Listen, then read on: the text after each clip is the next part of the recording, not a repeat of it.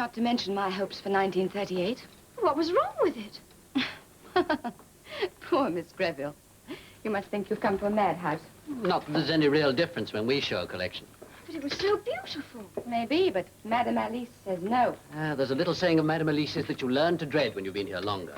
Not in the style of the establishment. Oh, what a shame. Your lovely, lovely design. It's all very well, but the show starts in less than 10 minutes, and what are we going to open with? How about a birthday suit? Mr. Michael, really? Michael, this is no time to be flippant. Oh, dear, not... Yes, old passion killer. Who designed that? That? It just happened. It's been my duty to publicize that horror since... Since the days when ladies were ladies, Mr. Michael. Mind you, I'm not saying it's what young people choose today, but it's still a very beautiful gown. Is that Madame Alice's design? That's what she calls it. And there are not many establishments where you'd find work like that. Hurry up, Primrose, and get out of that. Talk about the glamorous life of a mannequin. In this dump, all the clothes are designed to make one look like a maiden aunt. You underestimate yourself, dear. Well, Bangor's our one chance of impressing Mary Jane. The fashion writer? Yes. Red Letter Day, I called it. Served me right for tempting Providence.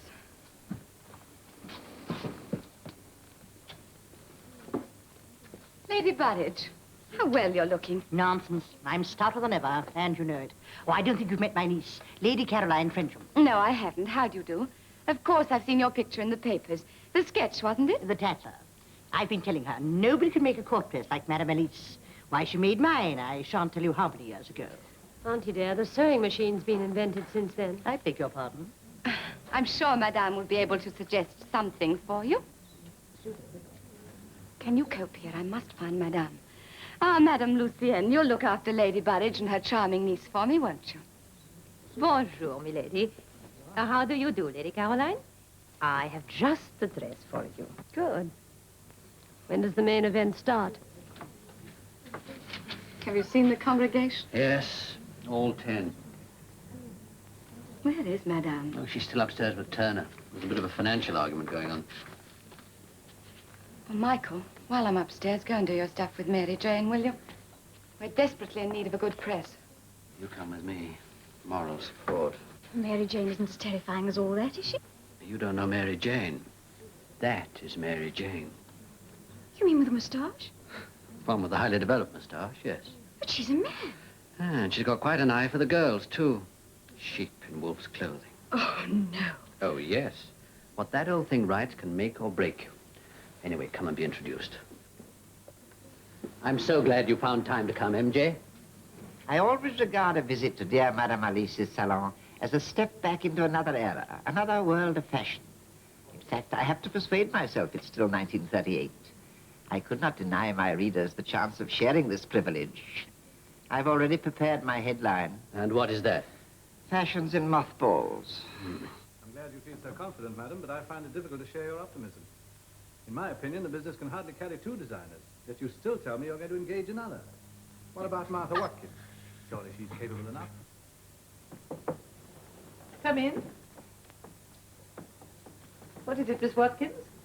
Madame, we're ready to start. Excellent. Let's go downstairs.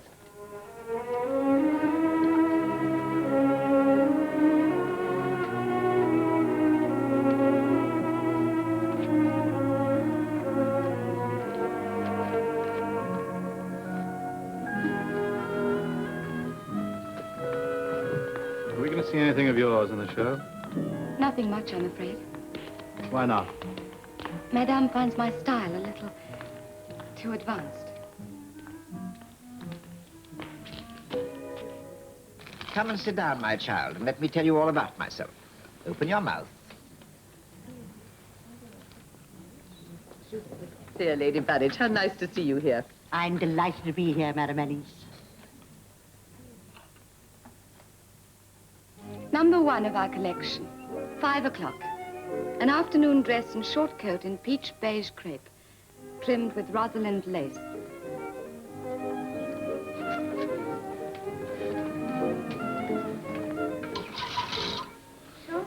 Now, come along, girls, hurry up. Any nice men there? There's not much chance of meeting any men here, not nice ones. At Paris, a nice girl can always find a nice man. So you can in London, if you're that desperate. Now, come along, Marie, they'll be waiting. The tête-à-tête, a black satin dinner gown. The gloves are studded with pearls to match the flounce.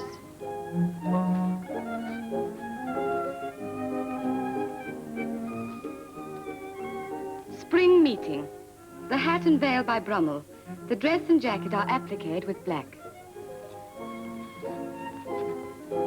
Really, Madame has an absolute genius for being inspired by the wrong period. It's pure 1930. Or if I may make an inspired guess, pure 1960. Oh, no, we'll never wear anything like that again. Oh, yes, you will. But by that time, Madame will only have just caught up with today. Now, this is me. Milady has such taste.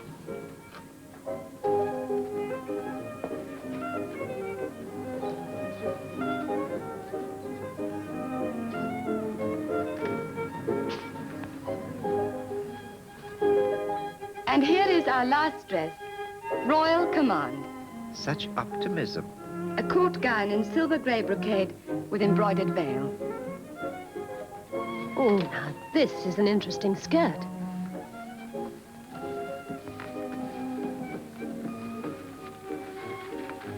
Miss Watkins, I asked you twice to simplify that skirt. How stupid of me, madame. I completely forgot. Remember, my dear girl, it is I who set the style of this establishment.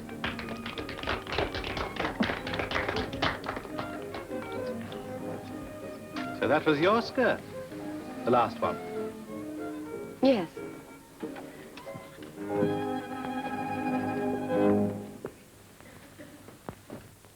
Dear lady, thank you. Thank you once more for such a spectacle.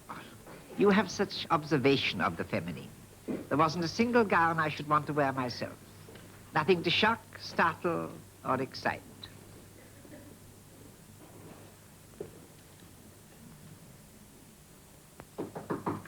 Come in. Ah, Mr. Turner. May I offer you a drink? Thank you. Well, my show went off quite successfully, didn't it? You think so? I'm just a businessman, madam, and I may be a bit out of my depth around here, but figures are figures. And yours tell me that this business is in a bad way. Costs are too high, and you don't seem to be able to sell a model abroad for love nor money. Fine workmanship will always be expensive, Mr. Turner. It's impossible for me to cut costs and retain the high quality that my clients expect of me. What clients? Lady Burridge, for instance. She's always loyal to me. Not a week passes without a new order from her. Not a week with a check. Ladies of her position are often forgetful. Yes, so I've noticed. It's one of their privileges. It's a very expensive privilege for us. It's a good thing some of your great ladies aren't on the stock exchange. I'd never be where I am. But if we pressed Lady Burridge, she'd go elsewhere. Besides, she brings the clients. I repeat, what clients? Oh, Mrs. Finchley Smith? Exactly. The dress I made for her was quoted in the Times only last week. Yes. And herself in the obituary column only this morning. Oh, they're dying off, madam, dying off. And their daughters aren't coming to, nor their granddaughters. They're just a handful of old ladies. Mr. Turner, I only today Lady Caroline Frensham, who will be the debutante of the season, ordered her presentation gown from me. To Martha Watkins' design. I think you're forgetting yourself. The new girls found the first day at St. Agatha's rather depressing. Mr. Carter, what I can't see. Well, what can't you see? Oh, don't mind me. I'm just the mug with the money. Oh, this is Alison Greville, Mr. Turner, our new designer. So I guessed. How do you do, Miss Greville? Got any ideas? The firm certainly needs them. Well, it's awful cheek when I'm so new. But all the clothes seem so drab and, you know, fussy. When I was at art school, we used to go and look at costumes in the museums. And I've always thought if anyone could include that sort of gorgeousness in our clothes. Well, it cost a pretty penny, wouldn't it? I'm afraid I hadn't thought of that. I've made rather a fool of myself, haven't I? Oh, don't you worry about that now. Enthusiasm's a grand thing, isn't it, Miss Watkins? Yes, indeed. We must have all the enthusiasm that you can afford. I'm not saying that this business will make me or break me. I bought it as a kind of hobby. Thought it'd be a change from the city. So far, it's been nothing but a headache. Well, if I put my hand to something, I want it to be a success. That's human nature, isn't it? It could be a success, Mr. Turner, If what? I want to make superb, fashionable clothes which no little dressmaker can copy. and cut down drastically on the costs. Could that be done? Easily, but But what? Well, what she means is Madame Elise would never allow it. So unless we organize a bloodless revolution, we're just talking in circles and getting nowhere. I need a drink. What about you? Well, Well, just a minute, young man. We haven't heard your ideas yet. I've only one idea. To be successful, you've got to work in an atmosphere of success. Coming? She's a nice child. Perhaps a bit arty-crafty. we'll soon knock that out of her, if she stays. I hope I didn't upset her. Michael will console her most effectively. I like that young man. He's a good deal more intelligent than he lets on. Oh, he is. That flippant manner of his is just a hangover from Cambridge. Is he really interested in the business? When he first came, he had the most exciting ideas. So did I. What's happened to those ideas, Martha? Oh, do you mind if I call you Martha? I wish you would, Mr. Turner. Arthur, Martha. Arthur? Arthur.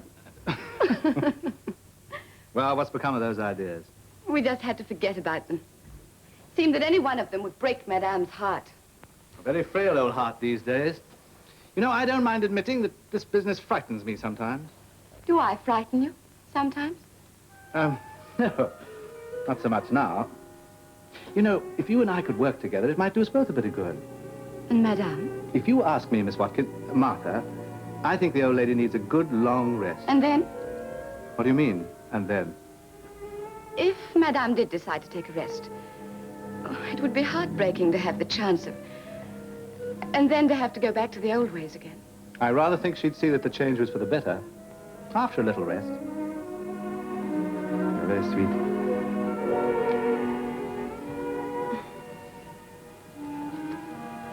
Thank you, Flo. Feeling a bit more cheerful, I see. well, perhaps a little less like the understudy who missed her big chance. There we were, Martha and me and Moneybags Turner, ruin staring us in the face. Enter lovely Miss Alison Greville, makes a brilliant suggestion, saves the day. Curtain falls. Oh, Mr. Carter, you're a beast. Oh, I could kick myself for being so silly in front of Miss Watkins. Why Miss Watkins especially? Oh, she's an artist. That skirt she did, it was superb. I'd give anything for the chance of working under her. No, you probably will, provided, of course, our Mr. Turner can work a financial miracle. That's how these money spinners make their profits. You talk as if the couture was just an ordinary business. So it is, and the chanciest.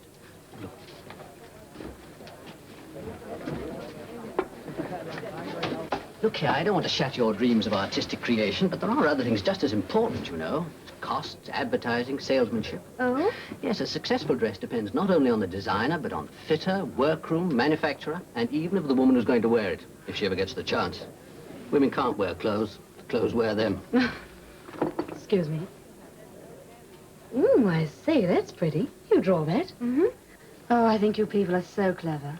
Who's it for? Some big film star, I suppose. Lovely.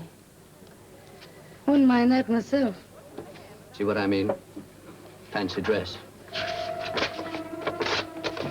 Cheer up, sweetie. After all, Paris wasn't built in a day.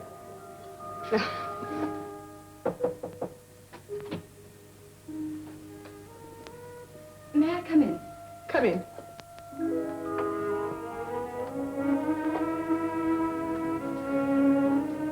Madame, is something wrong?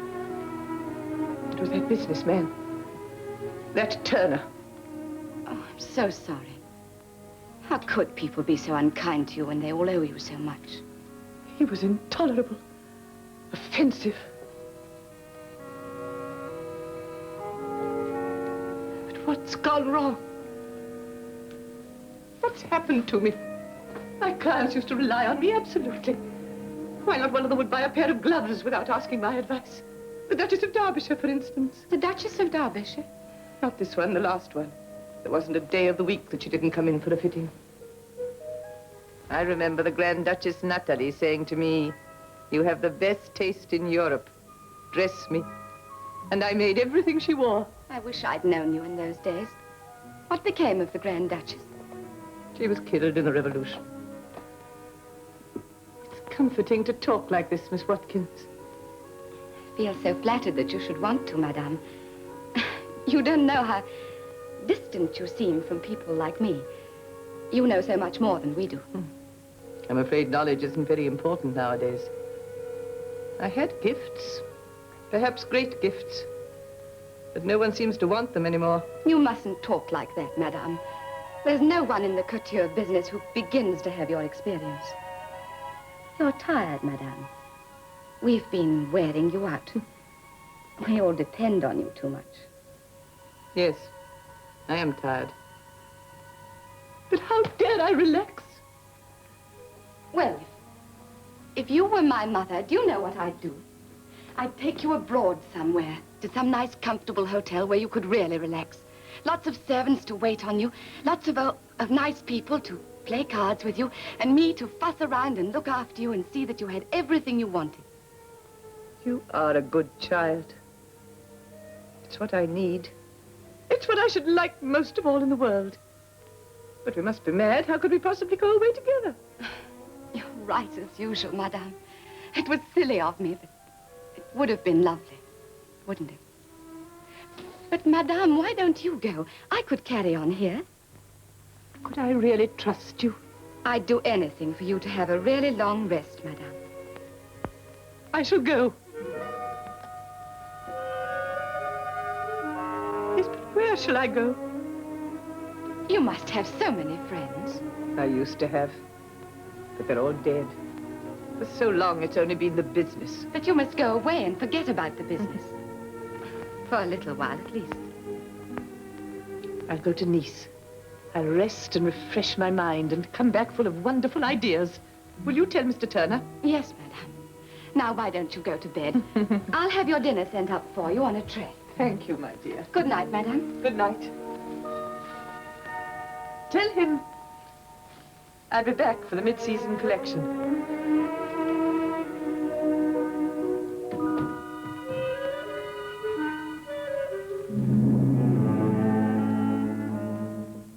I'm sure you all feel as pleased as I do that Madame's been able to get away for a nice long holiday.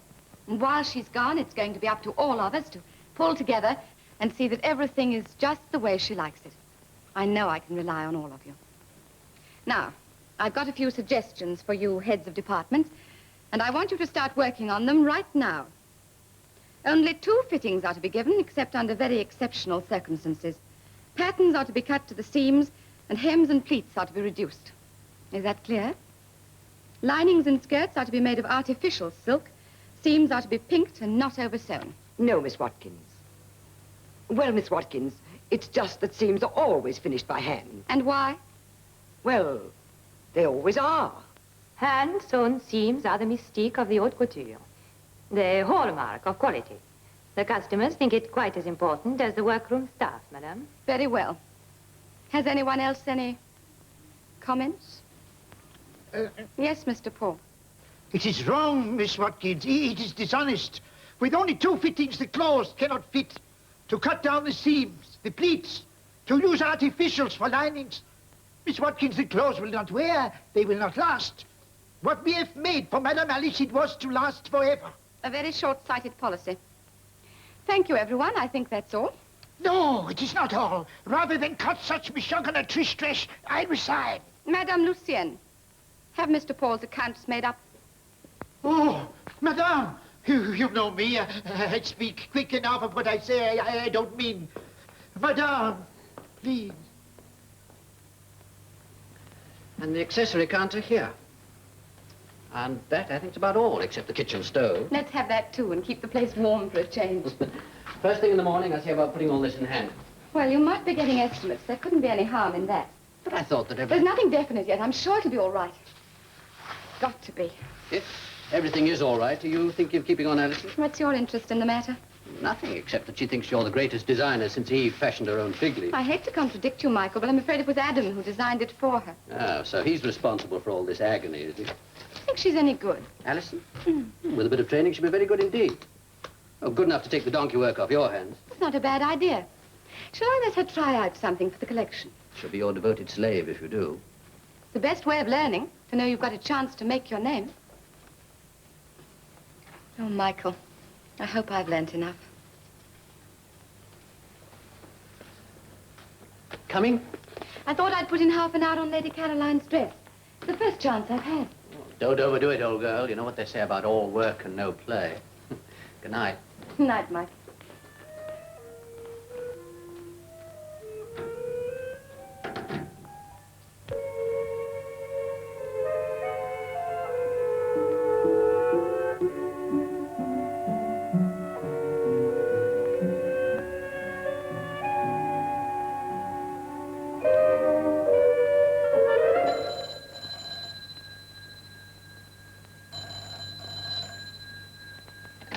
Hello? Yes?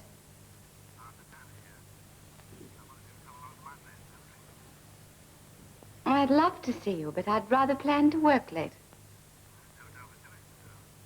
Well, do you think you could possibly come along and pick me up here? Right away? That's very nice of you. Goodbye.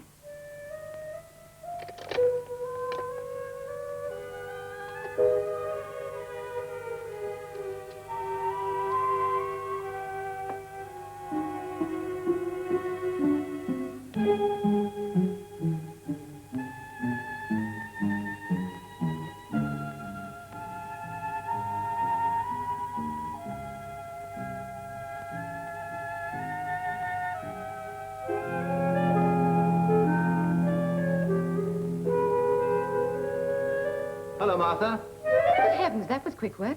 Well, there's the telephone just round the corner. What's the news? Take a deep breath. Madame has gone off to Nice for a holiday. I've told the workroom to start counting their pennies. I've cut out all the fancy touches that kept the cost so high. I've dismissed Mr. Paul and stolen Mr. Louis from our rivals across the road. Well, and I thought you looked as though butter wouldn't melt in your mouth. And yet here you stand looking, well, just a little terrifying. I'm the one who's terrified, Mr. Turner. Oh, why?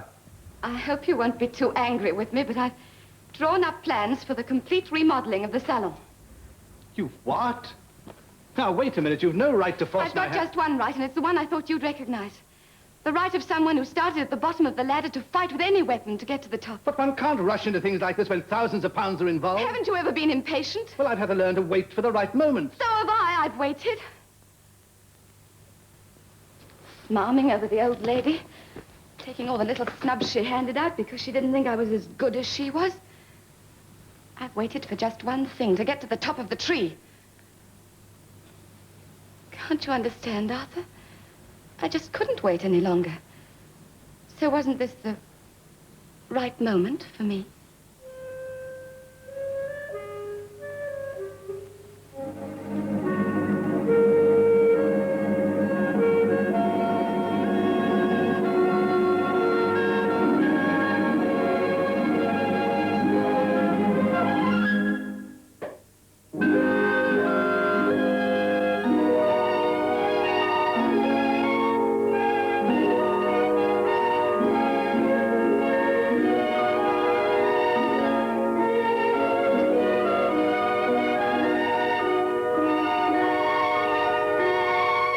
Right moment.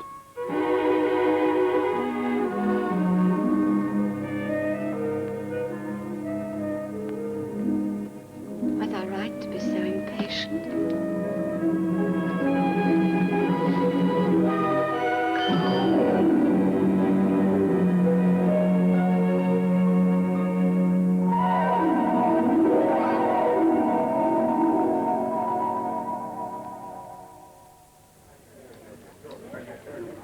Michael suggested we got rid of the fusty old brocade panels.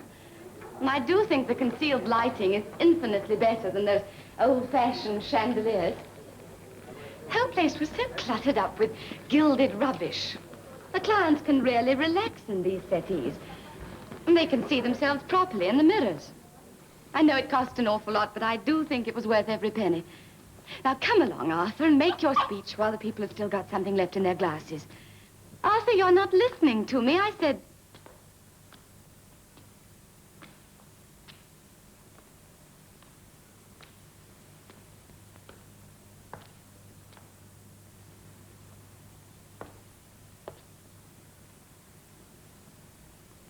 Madame, how nice to see you. Did you have a nice holiday?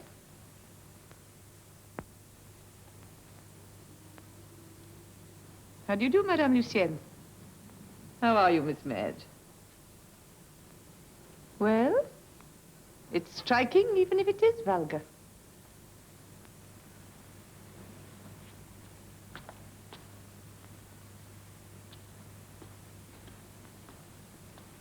Madame, I thought you wouldn't be needing your flat anymore. All your things have been packed for you, very carefully. I see. You caught me in a weak moment, didn't you? I don't know how I could have been such a fool. Don't be sorry for me. I'd rather never design a dress again than work in conditions I hate. Only be careful, Martha. It won't last, you know. You haven't any real talent. And when you're finished, you'll have nothing. Not even something worth remembering.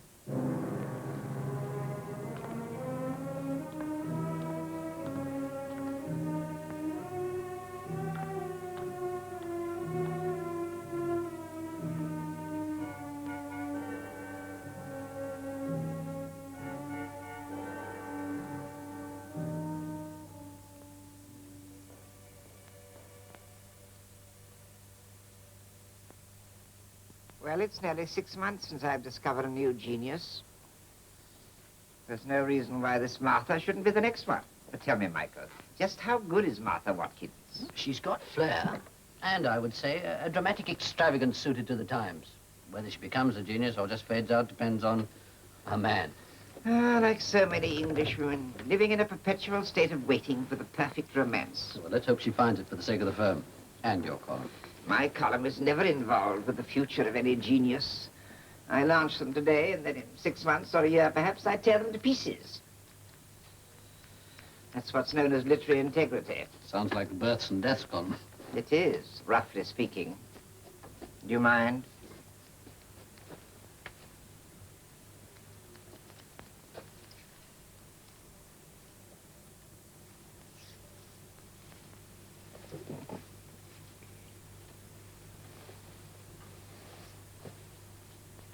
It'll be lovely. What about your dress? I finished a sketch. Would you like to see it? Yes, I'd better. I've got it here.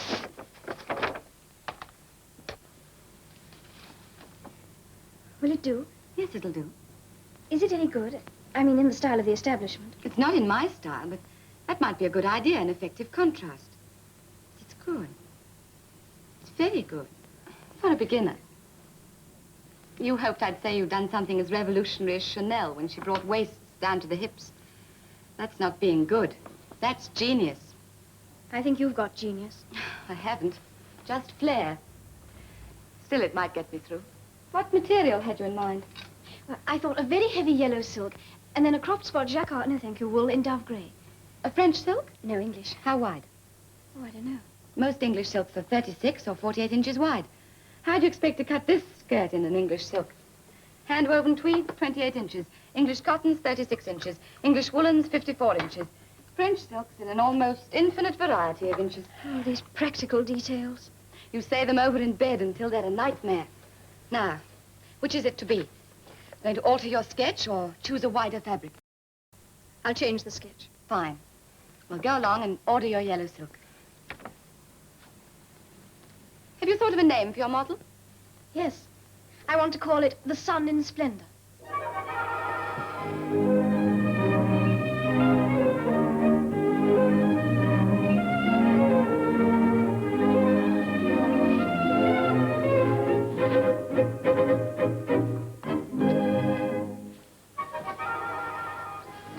Our last model, Divorcée. The satin is by Sachet Lefebvre. The veiling by Randolph and Swain of Manchester. The gloves are by Mandolin of Paris. Really, Miss Watkin has the most revealing subconscious. And the Bible, I presume, is by the Oxford University Press. Authorized version, of course.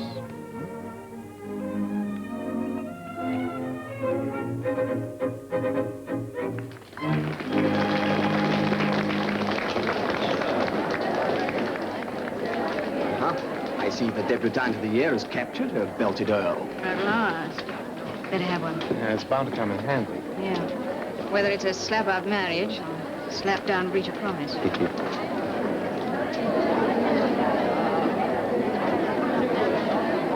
She's an attractive wench, that dressmaker of yours. Any favors from Martha, Francis, darling, are coming my way, not yours. What is your favorite sport? Oh.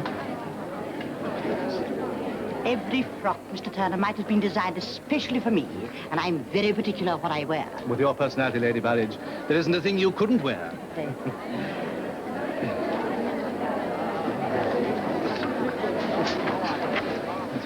Making useful contacts. Well, making contacts.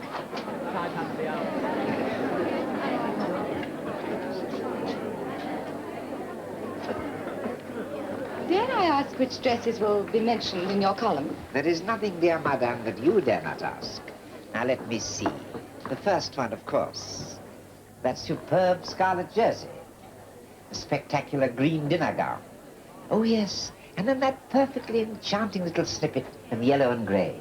The sun in splendor. You liked that dress? Confidentially, I was most intrigued by it. It seemed to reveal a side of your nature I'd never suspected. Infinitely young, infinitely naive, and yet with a touch, yes, I dare say, madame, with a touch of genius. Thank you, Mary Jane. It seems that I have unexpected possibilities.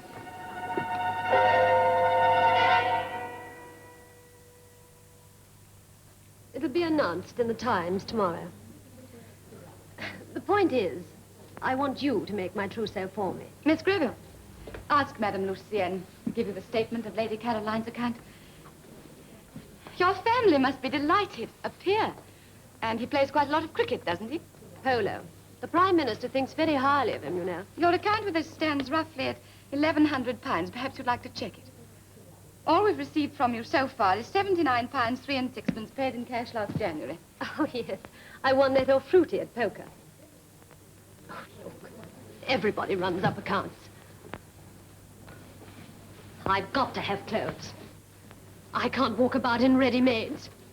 No, really, if you're not going to be reasonable, I'm afraid I'll have to go over the road, that's all. Why don't you?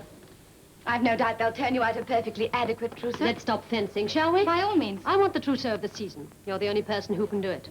I'll pay you in the end. We both know perfectly well that you won't. Lady Caroline, I'll make your trousseau for you. And I'll go on dressing you. So long as it's worth my while. What do you mean? I want more customers. And I want them from just the circles you're going to move in after your marriage. I'll pay you a regular commission on any customers you bring to the salon. To be taken out in clothes, of course. I'll expect to dress you exclusively and publicize the fact exactly how I see fit. I don't know, Francis. I mean, I have to be careful. So have I. If you're doubtful, there are many women. All right, I agree. But you'll have to start on my trousseau right away. Miss Greville, you've got that sketch I roughed out for Lady Caroline's wedding dress. And here they come as bride and groom. Lord Chandos, the groom, the well-known polo player and great lover of horses.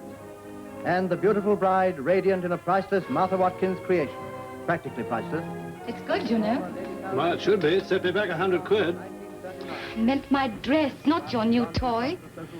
Oh, turn the wretched thing off. By events at the Nuremberg Nazi rally, where the words of the German Führer, Herr Hitler, spark and sputter among the gunpowder Darling, do kegs of turn Europe. it off. This is important. Für Sie genügt nicht die bloße Ablegung des Bekenntnisses, ich glaube, sondern der Schwur, ich kämpfe.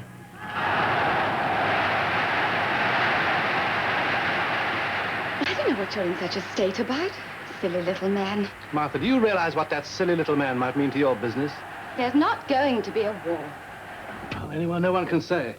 Anyway, you should think about it when you're working on the new collection. Have a few simple little things ready. Darling, war or no war, my clients don't want simple little things. I know, but...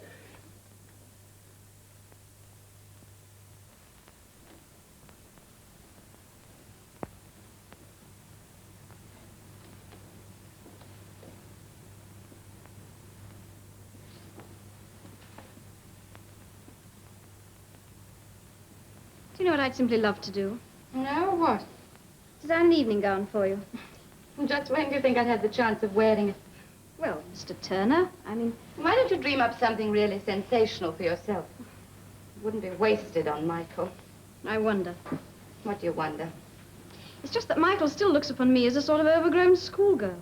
I wouldn't be too sure of that. He infuriates me. You're in love with him. You are, aren't you? I suppose I am. Michael? I always thought one's first love would be so exciting. Isn't it? I'd rather like to be swept off my feet. It makes two of us. Come in. Yes? It is Lady Barrage, madame. She asks for you. You go. This outfit of hers is your pigeon, not mine. All yours, Mr. Louis. Thank you. Miss Greville, I still don't think the lapel is wide enough. According to the regulations, it's exactly right, Lady Burridge.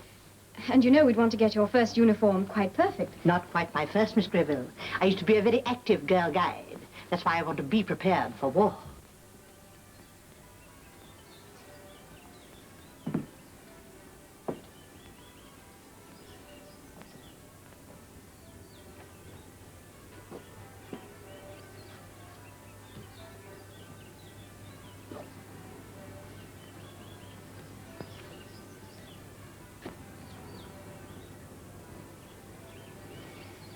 I've liked our Sundays.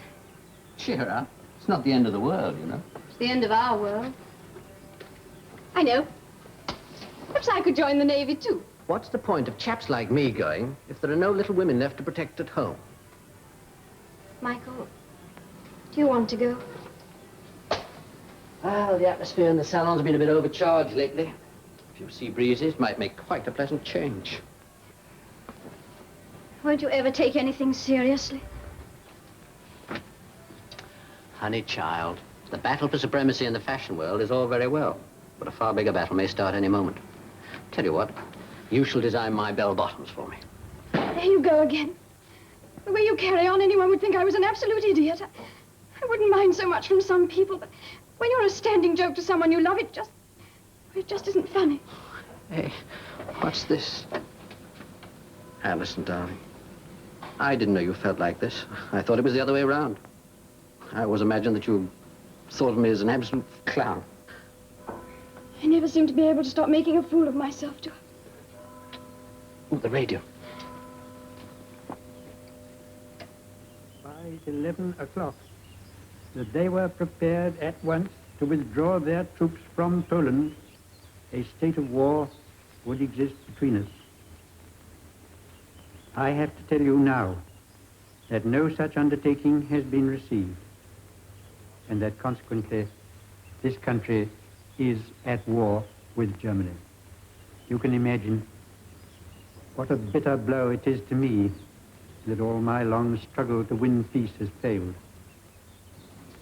Come on now. Yet I A cannot nice believe smile that for the there's departing anything hero. or anything different that I could have done and that would have been more successful. You may be taking your part in the fighting services or as a volunteer in one of the branches of civil defense. If so, you will report for duty in accordance with the instructions you receive. You may be engaged in work essential to the prosecution of war or the maintenance of the life of the people, in factories, in transport, in public utility concerns. Well, you've got your war. Can't pin this one on me. I didn't start the war. Look, darling, public utility or no public utility, I'm not going to let the war make the slightest difference to me or the business.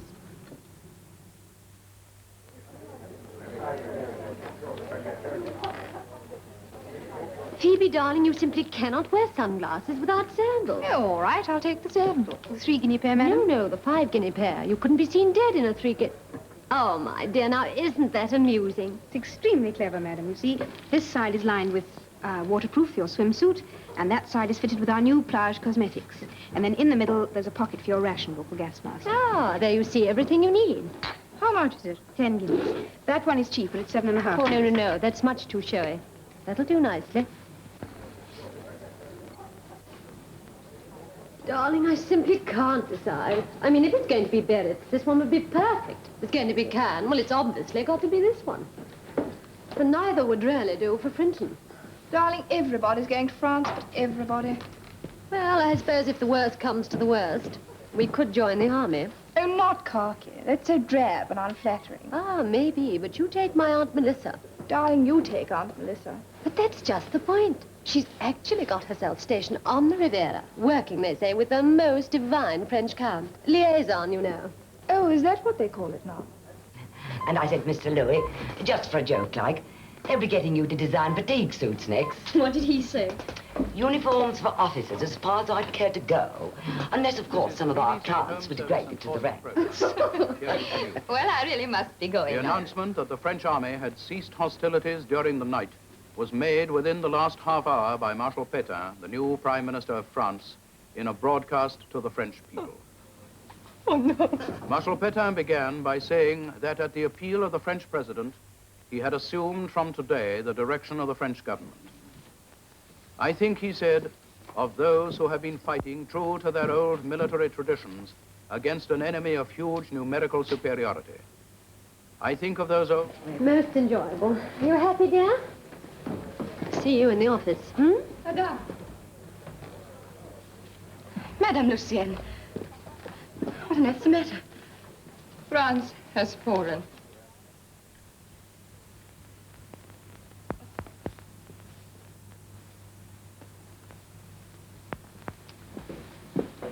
Phoebe, you realize what this means.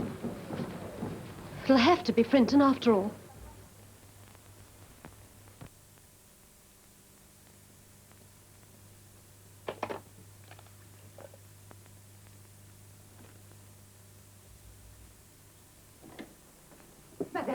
Madame, what do you think? It is Lady Burridge. She has escaped from France with Mr. Somerset Maugham. No. Yes, on a coal boat, terribly smutty. Madam, I can't begin to tell you what I've been through since I saw you last. I can't begin to tell you. If it hadn't been for my dear, dear friend here, I could never, never have survived. Madam, may I present my very dear friend and former colleague, Edward, Comte de Chateau Renard. A charming boy, very old family, lost everything, brave as a lion. Edward, darling, I want you to meet Madame Martha. Such a clever woman. Enchanté, madame.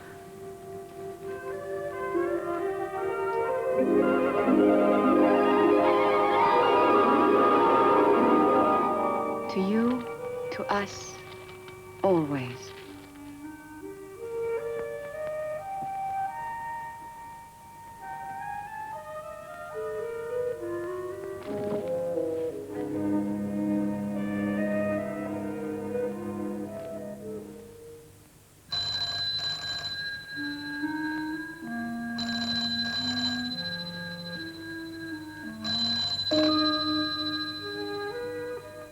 Yes?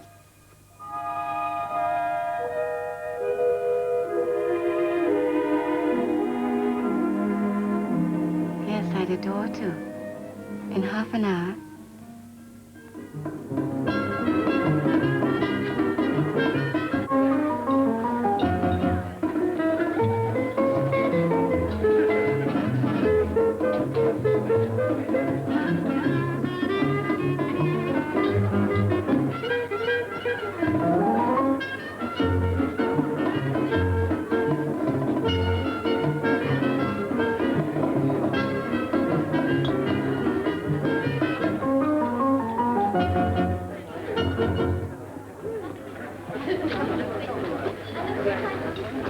Oh, Mr. Bruce, may we have Miss Leroy now, please?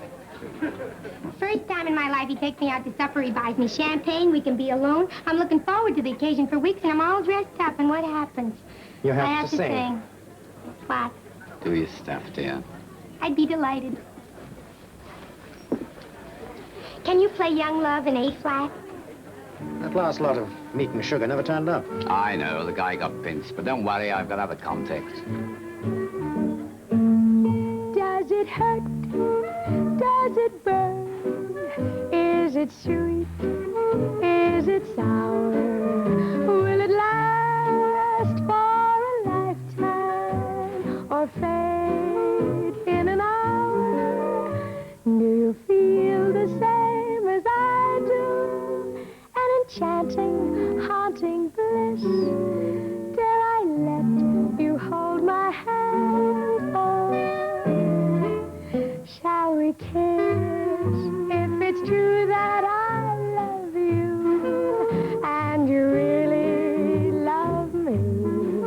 It's no longer you and I, but a question of we. Though we break our hearts tomorrow, yet today is very sweet. We are young, and the world is at our feet.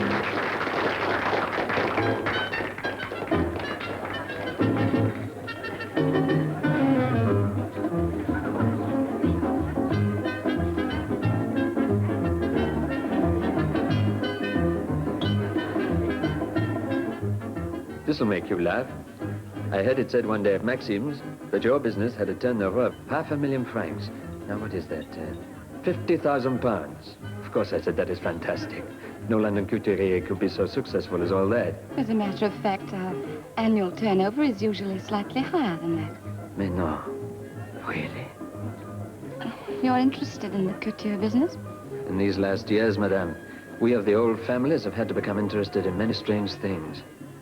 I knew the right people. I had the right contacts. Yes, of course. That could be extremely useful. You are faced with particular difficulties now. We're overridden with rules and regulations. Rules and regulations, those are for the little people. If only they were. I'm an artist, monsieur. Without freedom, I can't design. Yet there must be so many women who still long for really beautiful clothes. The sort of clothes that I'm aching to make again. There are indeed. I know so many. I wondered if I... Oh, no, I'm presumptuous. On danse?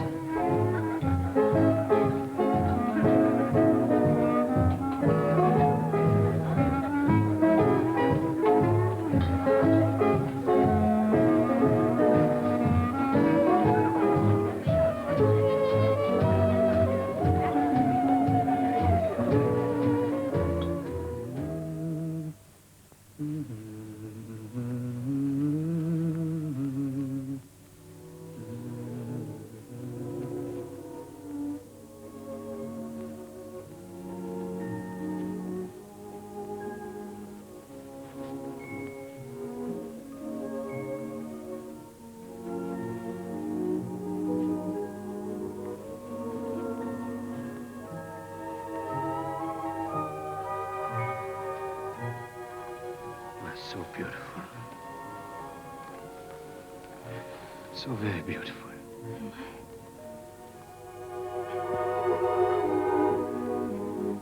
You know, you are mocking me. You are saying he is banal, this Frenchman. He has said this to many women before. Have you? Yes, indeed, to many women. But why should you believe me when I tell you that for the first time, I say them with sincerity, with a passion that I myself do not understand. A passion that frightens me. Does it?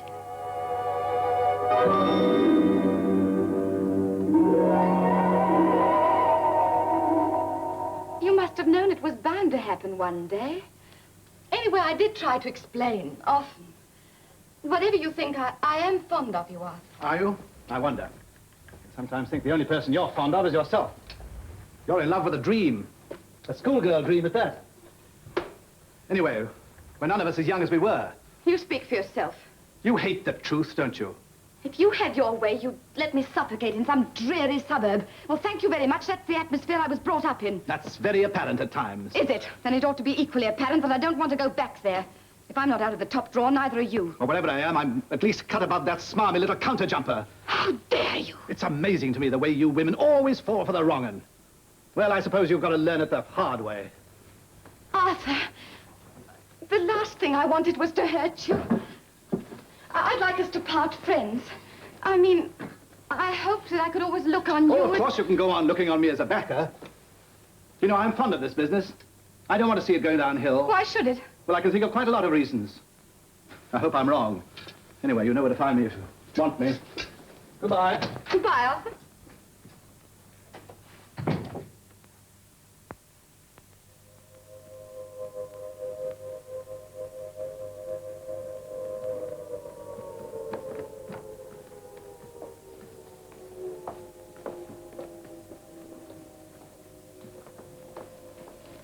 Why didn't you come down, Marine? You know the rules.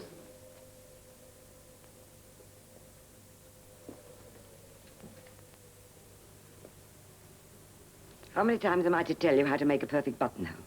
You take a long enough thread to do the whole job, and from start to finish, you think of nothing but your buttonhole. Give yourself entirely to your buttonhole, and your buttonhole will be perfect. What's the matter, Maureen? She's been like this all day. I can't get a word of sense out of her. Something wrong at home, Maureen? It's my coupons. Your coupons? She said she got to have my ration book, she said. And I ought to be glad to show my loyalty, she said. And she gave me £1. But it's not the money, miss. It's that I was going to save up to buy a nightie for my mum. For when she goes to hospital to have her op. And she's that scared, miss, and I thought pretty nightie would cheer her up. And now I can't get one because she's got my coupon. But who's got your coupons? But I told you it was Madame. And I told her about my mum, and she said it didn't matter not in hospital. But it does matter, miss. It does matter.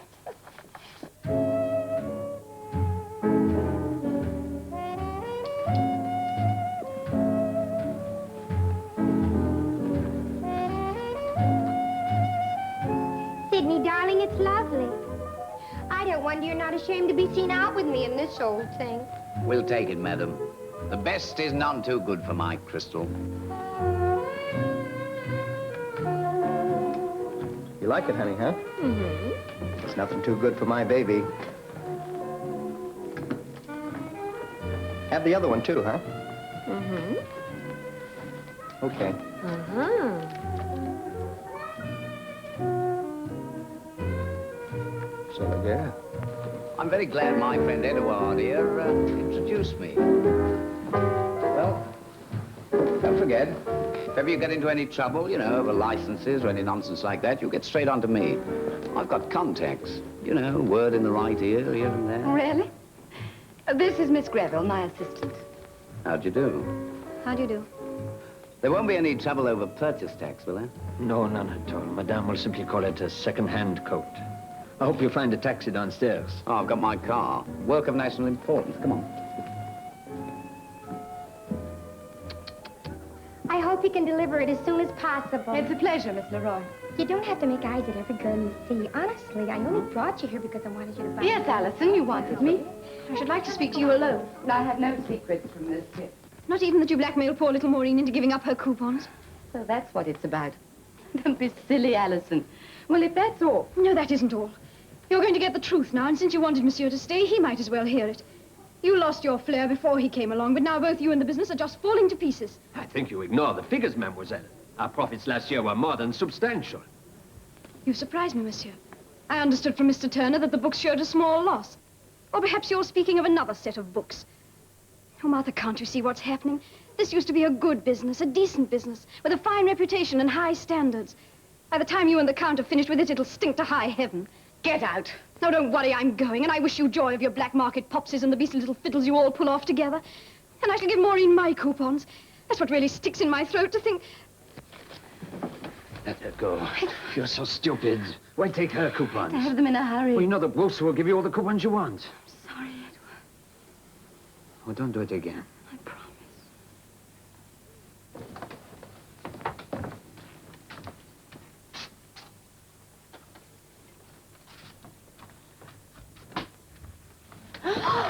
Allison! It's only Michael. You don't mind him. I'm so glad you've come, so glad. How long have you got? Only this evening. I've got to catch a train at midnight. And I'm due for long leave in a month's time. So get a couple of weeks. Hurry up, darling. How long does it take you to change a dress? Present for you, darling. Oh, thanks.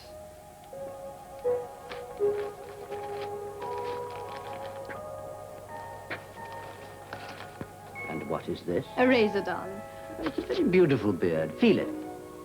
Oh, I'm sorry, Michael, but you do look like the wild man of Borneo. Do you realize the time, trouble, and itch I've gone to in order to produce this masterpiece? But, darling, why? You have a very strong chin, and I'd like to see it. All right, Delilah. I'll shave it off. That's a good boy. I shall get Keelhaul for this, you know. There's some scissors in the medicine chest you can start with. Ah, you think of everything, don't you? Mm-hmm. Michael, Uh-huh. I'm going to join the Wrens. Why this sudden decision? It's been so horrible lately.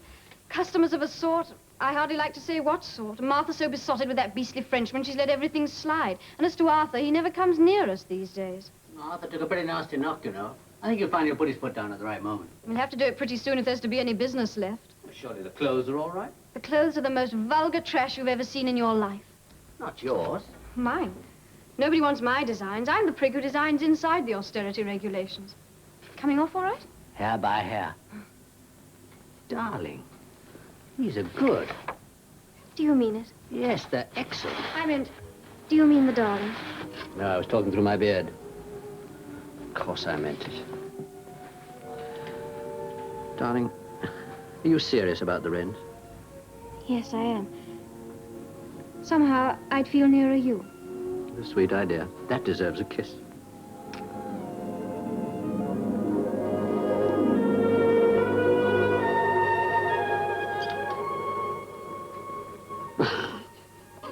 Oh. It's pity about the Wrens. What do you mean?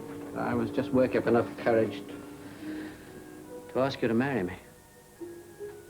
Not until we're clear of all this chaos, my darling. I love navy blue, but let's wait until we can have a white wedding, shall we? Okay. I look stunning in white.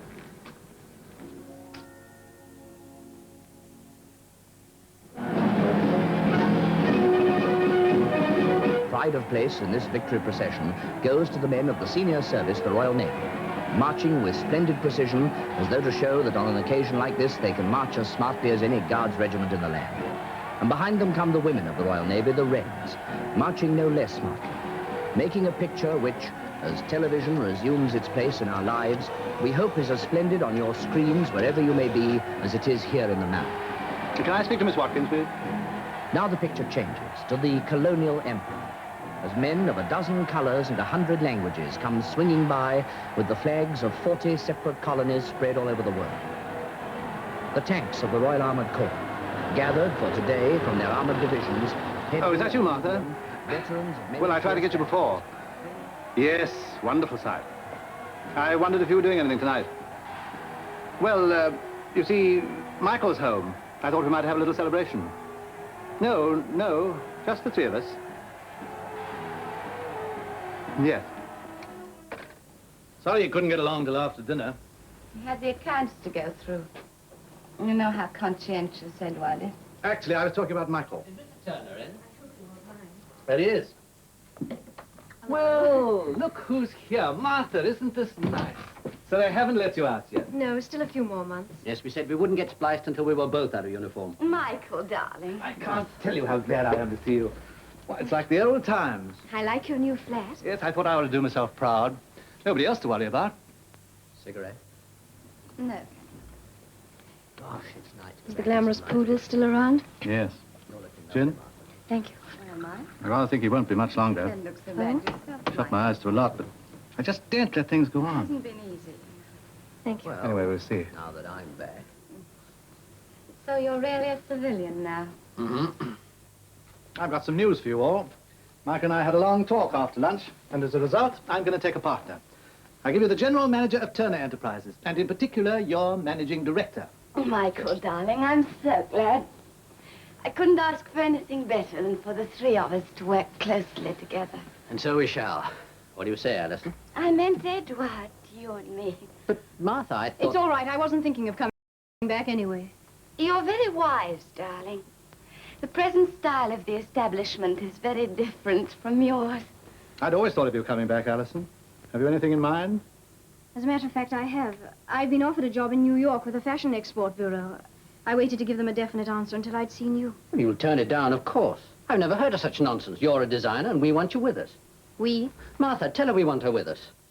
Perhaps Alison considers New York a more attractive proposition. In the circumstances, infinitely more attractive.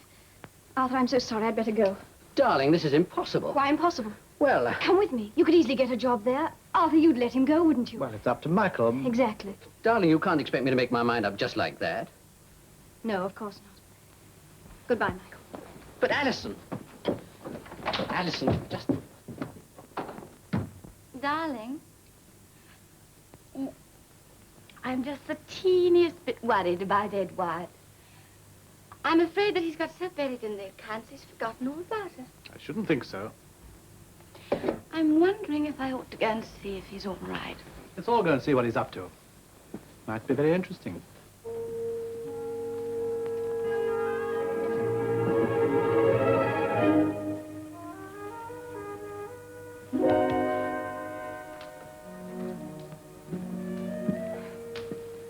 I can't think what he's up to. Probably fallen asleep, poor darling. Edward!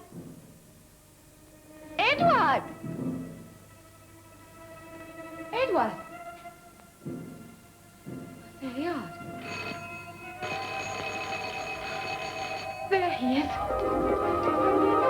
Coming, darling. Coming. I suppose I should have gone, really.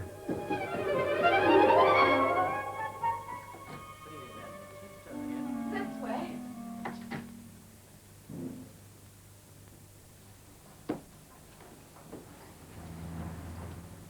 Arthur, these gentlemen are from Scotland Yard. Good evening, sir. Good evening. We're inquiring into the whereabouts of Mr. George Edward Chambers, describing himself as the Count de Chateau Renard. Describing himself, but he is. A good many ladies have thought that, madam. Mind you, he spent a good deal of his time in France. Last went there when he had to get out of the country in '38, in a bit of a hurry, if I may say so. Have you any idea where we might find him, madam? He's probably halfway across the channel by now. Perhaps you're right, sir. Sorry to have upset the lady. Well, thank you very much, sir. Good night. Good night, madam. Good night, sir. That's all right, sir. We'll let ourselves out. And he wasn't really French. No, I'm afraid he wasn't. So now you see how near your precious Edward is to landing us all in jail. What's all this about? Well, I finally got proof that he's been using the firm for years as sort of cover-up for all kinds of crooked deals. You did this? You hated him. You couldn't bear the idea of Edward and I being happy together. You hated him. I'll never forgive you for this, Arthur. Never. Martha, don't Leave me alone. Leave me alone, all of you. Get out and leave me alone.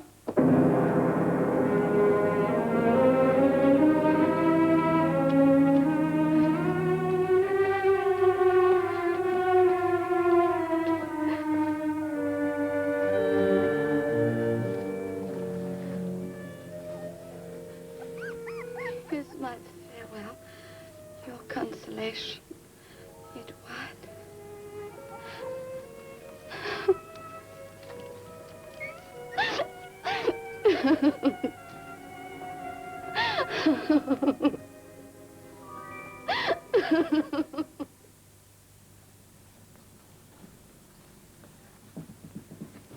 want it cut like that, and that's the way it's going to be done. If you can show me a 66 lame, madam, I'll cut it the way you want it. And you'll have to find a way around it. Did you hear that?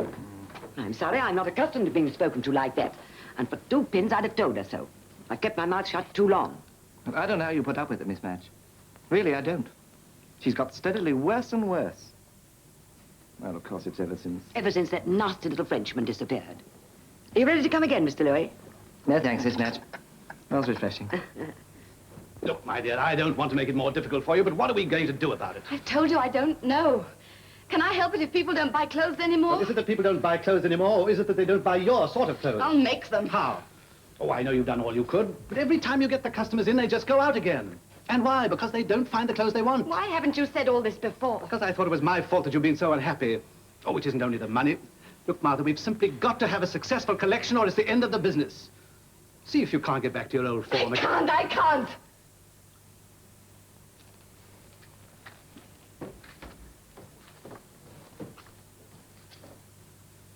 Martha, won't you try? I can't even want to enough. When I think what it was like at the beginning, the excitement, the drive, now it's all gone. It could come back. If I'd had genius, Edward could have broken my heart and it would have meant nothing. Except that I might have risen to greater heights. I once told Alison I only had flair. It was true. But it was me he broke. Not only my heart. Poor Martha. Oh, Michael, what shall I do? Martha, would you work with Alison again? I couldn't. It would be such a confession of failure. Look, Michael, I've been difficult. I've been silly, but I'll pull myself together. I'll do the most wonderful spring collection. You wait and see. And then everything will be all right again, won't it? There is nothing more I can do, monsieur. I have tried in the last few months, as you ask, to jolly the customers along. To this one I say, for you, we modify the neckline. For you, we alter it to show your lovely shoulders. No. Madame says her designs are not to be touched. We must alter nothing. Don't tell me, Madame Lucien, I know. When one is at the top, then one can say anything. The more one is rude then, the more they like it. But now... Arthur, the situation's becoming impossible. And apart from anything else, her designs for the spring collection are Hopeless. Is this the answer?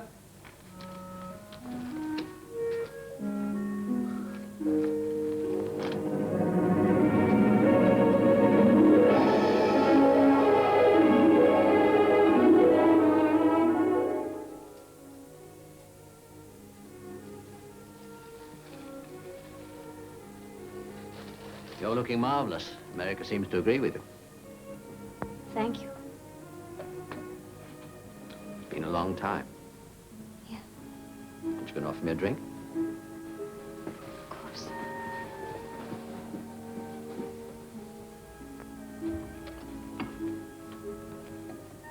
Alice and I'd come to eat humble pie. Oh? Yes, about the business. The business? Martha's completely gone to pieces. She seems to have burnt herself out ever since she lost Edward. I thought artists were supposed to thrive on that sort of unhappiness. I know I did. Well, Arthur and I were wondering whether you care to join us.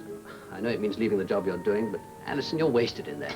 You know you're eating your heart out to design. You know me too well, Michael. Well, what about it? Come and design for us. It all sounds so exciting. Meaning yes? Yes. Good. Arthur will be delighted. And the rest of the staff would love to have you back. Martha, oh, she won't mind. She won't mind. Martha won't mind. Well, now, How wait. very interesting. After everything that's happened, you're asking me to prop up that failure, that played-out second-rater, and then tell me she won't mind. Really, Michael, you are a fool.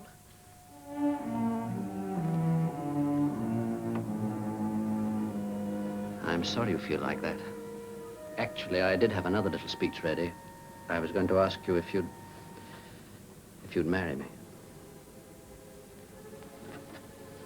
Go back and tell Martha the answer's no, not even with you thrown in.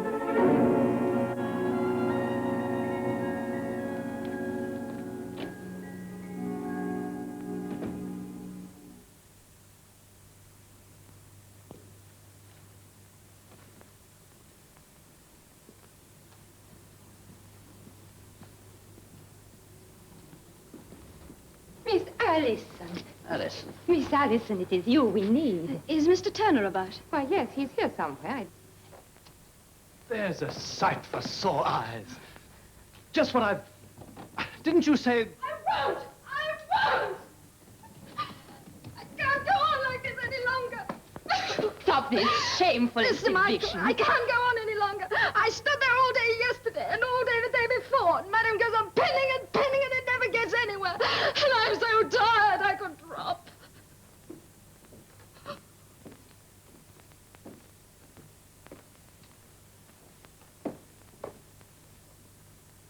Madam, I'm sorry. You. Martha, I came along to see if I could help. That's funny. That's very funny. That's really very, very funny. You're going to help me. You've come here to destroy me. Martha, You said you'd help me. And then she comes along. All right, let her design the spring collection. Where are you going? Anywhere to get away from you. But you'll not get rid of me. You'll be sorry.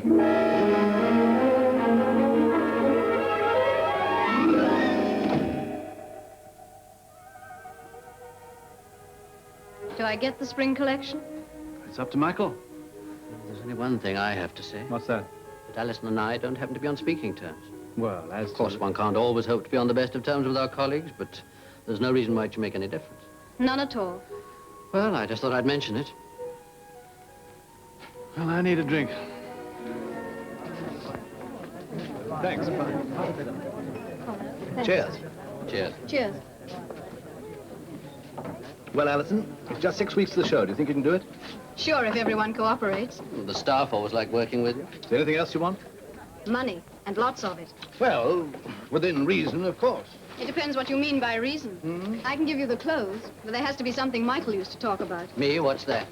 The atmosphere of success, a blaze of publicity, a redecorated salon, a fresh setting to put over an idea. What idea?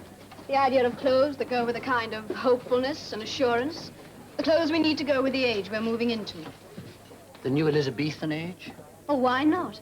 A lot of things are new. It's a new half-century, a new way of living, a new reign. I'm not trying to recreate something that couldn't exist. It's just that in the clothes of the last Elizabethan age, I found ideas. A line of a hat, the panache of a ruff. Anyway, like it or not, there's my inspiration. Like it? I like it. Very much. Look, Arthur. Ah, it's fetching. I'd like to see a girl in that, I must say. What about you, Lil? I don't know, I'm sure. Kind of grows on you. Take a bit of getting used to, though. Excuse me. Thank you. That's it. That's perfect. Not too easy to accept, but kind of grows on you. All right, Alison, you get your money.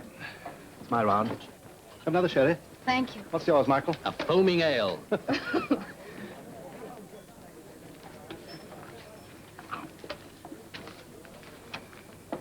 When you came, did you know Martha would walk out? No, I didn't. Then why did you come? You asked me.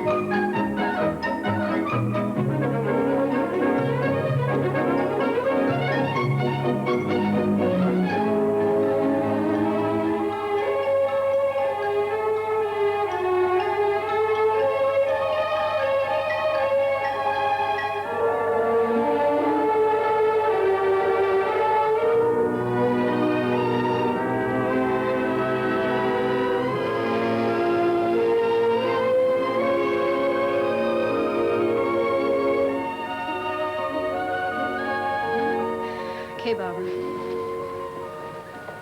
Michael, I'm scared. It'll be all right. Dear Michael, if her work is exciting and as good as you tell me, I have a horrible suspicion she may be a bit too good for England anyway.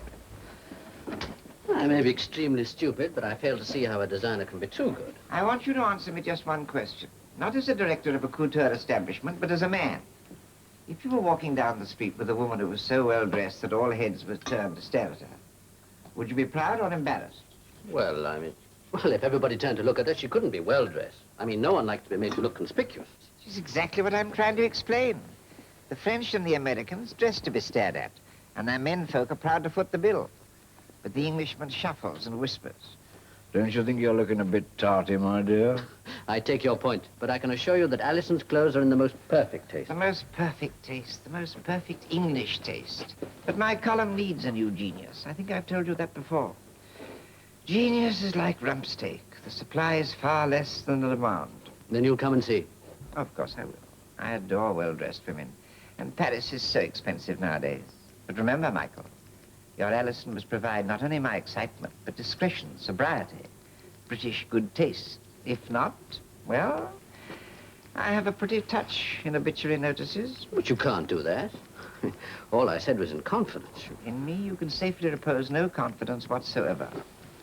And never forget, Michael, no Englishman ever likes to be made to look conspicuous.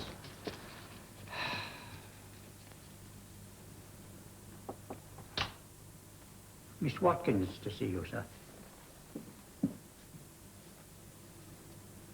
I'm surprised to find you alone. I felt quite sure the others would be here. Michael and Alison are working late at the salon. That's good. I'm glad they're taking the work seriously. Are you, Martha? Why, naturally. I wouldn't want to come back and find that my name... Well, I know what Alison's like when she's given her head. Were you thinking of coming back? What else? You're playing it very cleverly, Martha. But it won't do. You're out of the business, both your name and your talent. I'm backing Alison. I think she's going to make good. What'll become of me? There's no one but you, Arthur. Except for you, I'm quite alone. Arthur, you do still love me? Do you love me? Yes, I think I do. I think I always have. Oh, not like I loved Edward or excitement and gaiety, but sort of knowing deep underneath that I could depend on you. I think I love you like you once said. Like a husband. You know I'd like to believe everything you say, don't you? Oh, you're clever. You know just where it hurts most. You don't believe me. Why should I? I said I loved you, Arthur. I meant it. I don't trust you. I see. So I lose, do I? All right. But when I'm kicked, I like to kick back and make it hurt. I'll ruin you and Alison and Michael if it's the last thing I do. There isn't a thing you could do. Isn't there? How do you think you'd look, you and your Alison, if everyone knew you were throwing your first love out of the business just to make room for the next? But you know that isn't true. Yes, I know. But it sounds good. Do you think anybody would listen to you? Up on the dais, in the middle of the show, they couldn't help listening. Well, what are you going to do? Guard the doors against me? And you said you loved me. That was a long time ago. Now I'll do everything I can to ruin you. I'll take a chance. Come to the show, Martha, and welcome.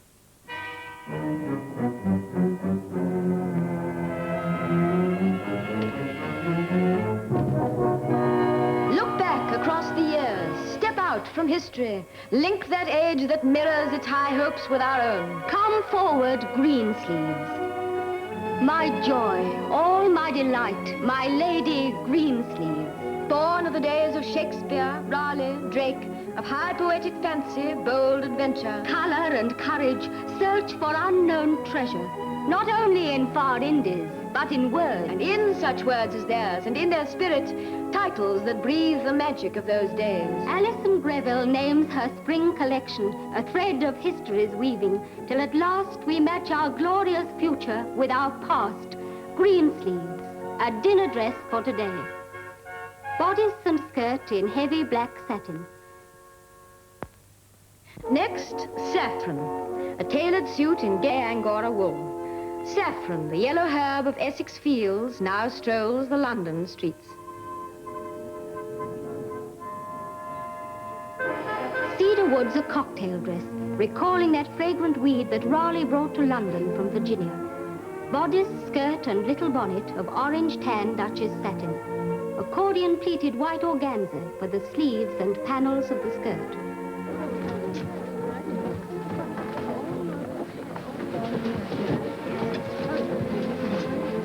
All right, girls, now hurry it up.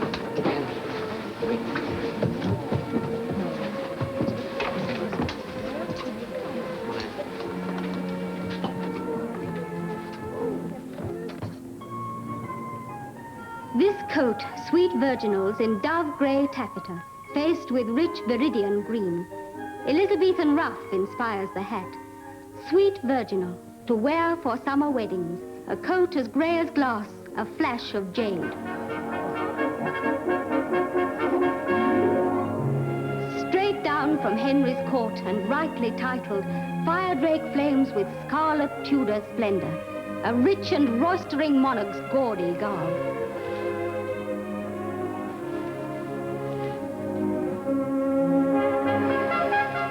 Basilisk, white piped like armor, now panoply of peace, once pomp of war.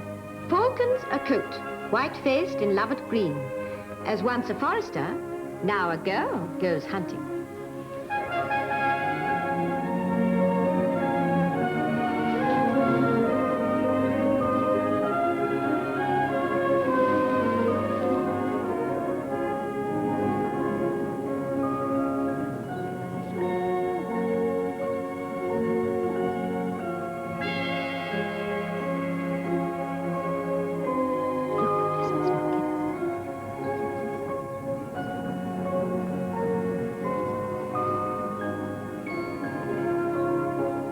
For beach and pool, the golden age contempts the most fastidious eye.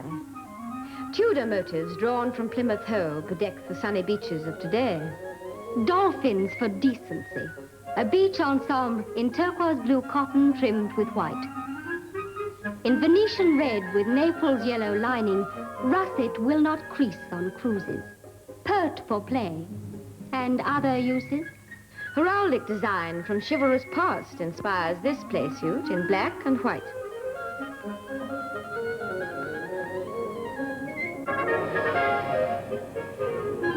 Discarding Dolphin's skirt and tunic, perceive Elizabeth's ruff, today adorning Dolphin's saucy bra. Huge fashioned bow of peacock blue ribbed silk, designed to frame a lovely head, Arabia cloaks the mystery of the East, the shell-pink silhouette of far cafe, exotic covering for a slim-fitting evening gown in crepe.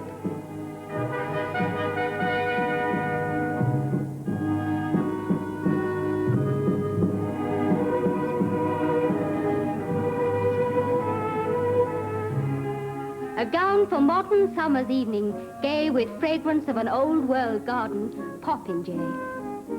Rich embroidered bodice in white fi, surmounting four-tiered skirt of shaded shot silk taffeta. Flirting, flaunting, fresh as May, prinking, prancing popinjay.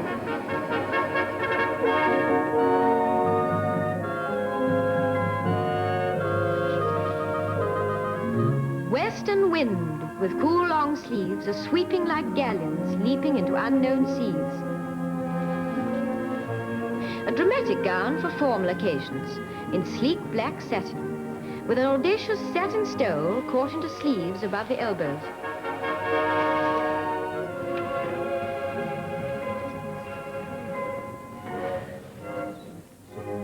Orient pearl, gloves slashed, bedecked with jewels, teardrops of pearls, by dark-skinned divers drawn from tropic waters. A cocktail dress of beige silk. Alison Greville ends her spring collection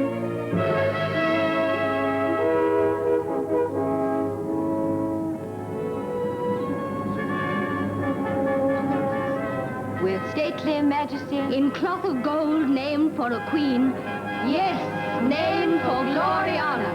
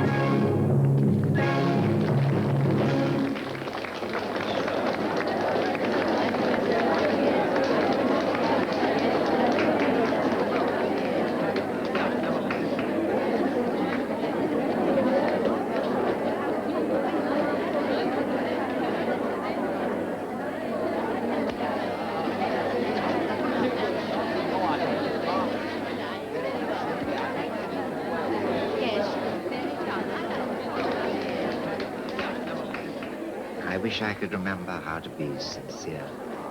Very good. Congratulations, Miss Grant.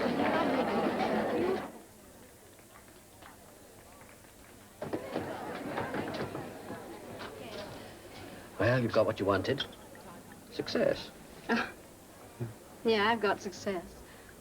And with any luck, I'll keep it for, what, 5, 10 years? And maybe it'll be my turn to buy a little dog. Need you?